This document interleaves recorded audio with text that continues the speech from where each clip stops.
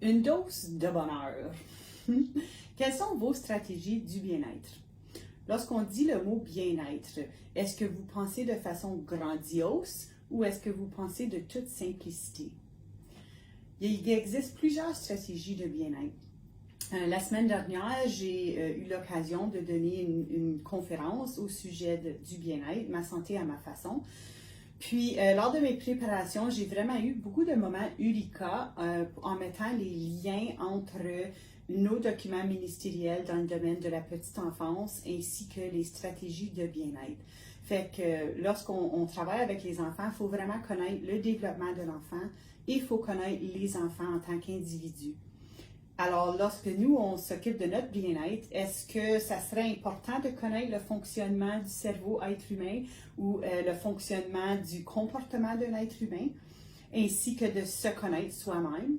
Fait que ça, c'est un gros lien que j'ai fait. Lorsqu'on connaît le comportement d'être humain ou le fonctionnement du cerveau d'un être humain, en lien avec se connaître soi-même, on se donne vraiment l'occasion à mettre des stratégies de bien-être en place qui fonctionnent pour nous. Comme un régime d'exercice, disons. Si tu veux faire un régime d'exercice, puis tu te dis tu vas faire 1 heure à tous les jours, 2 fois par jour, c'est très lourd. Il faut commencer de toute petite façon. Alors, pourquoi pas dire quelque chose comme je vais mettre mes espadrilles dans la maison à tous les jours. C'est la première stratégie. Et continuer comme ça. C'est facile, c'est abordable et ça va rendre à d'autres choses.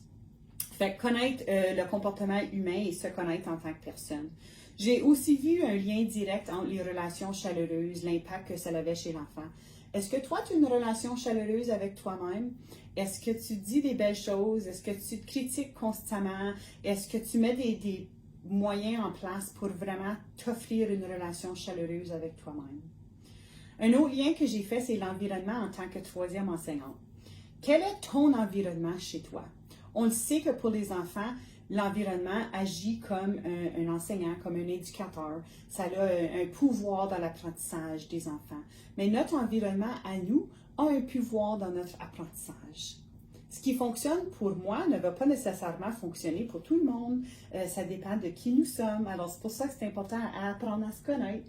Mais dans ton environnement, est-ce qu'il y a de quoi qui t'encourage? Est-ce que tu as de la place à faire ce que tu as à faire?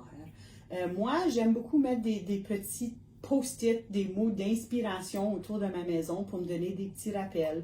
Une fois que je remarque que je ne lis plus mon post-it, je change le post-it et je change le post-it de couleur même. Si j'avais un post-it vert avec un petit message, bien le prochain post-it, ça va être rose avec un différent message.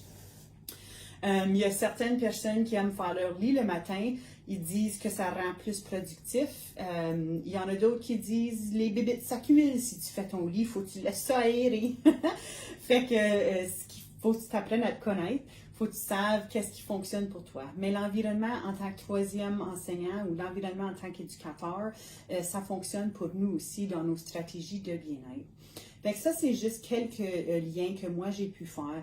Ce qu'on nous démontre dans tous nos documents en petite enfance a un lien direct pour nous-mêmes en tant qu'être humain. Alors, il faut vraiment se donner la peine et dire si ceci fonctionne pour les enfants, le développement du cerveau des enfants, à quel âge ça l'arrête? Est-ce que ça pourrait fonctionner à un différent niveau pour moi en tant qu'adulte? On le sait que les théories nous disent que l'échafaudage, c'est très important. Alors, si on prend les stratégies de nos documents ministériels, et on les prend d'une façon à échafauder l'apprentissage pour les concrétiser et les mettre en action dans notre propre vie, quel serait l'impact sur notre bien-être? Alors, je vous lance le défi d'aller voir vos documents ministériels, aller voir le penser, sentir, agir, le comment apprend-on. Qu'est-ce que ça nous dit au sujet de l'apprentissage chez les enfants et comment est-ce qu'on peut incorporer ces idées-là dans nos propres vies pour notre bien-être à nous?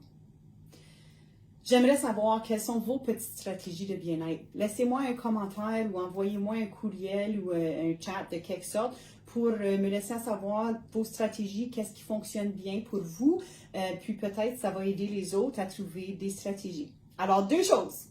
Explorez vos documents ministériels, comment pouvez-vous les mettre en place dans vos propres vies et quelles sont vos stratégies. Partagez-les avec moi. J'aime beaucoup les partages.